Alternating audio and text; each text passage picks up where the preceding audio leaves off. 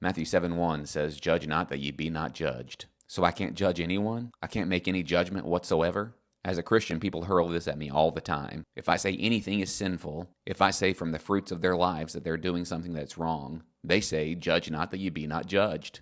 Is Jesus really telling us that we can't judge anyone? This is not a blanket ban on all judgment. It's not a blanket ban on discernment. In fact, just a few verses later in Matthew 7 and verse 6, he says, "Do not give those things that are holy to dogs." He calls out false teachers in verses 15 through 20. He mentions church discipline in Matthew 18. He clarifies it just a bit more in verse 2. He says the standard that you use on others will be used on you by God. He's talking about hypocrisy, dealing with your big sin first before dealing with other small sins. The log in your eye versus the speck in another's eyes. Jesus is preaching to Jews under Roman rule. He's preaching to hypocritical religious leaders who piled man-made rules on people, and then broke the law themselves.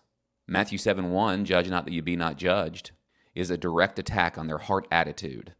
People weaponize this verse to shut down any call for holiness, but Jesus flips it. He says, deal with your porn, your greed, your gossip, your pride first. Then you're qualified to speak the truth in love to someone. It's not live and let live. It's judge yourself the hardest so you can actually be helpful to others. Be honest.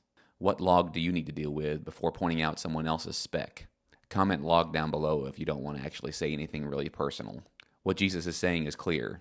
Don't be a hypocrite. Deal with yourself first. Call sin sin, but speak the truth in love. Subscribe for daily Bible devotional every morning at 7:30.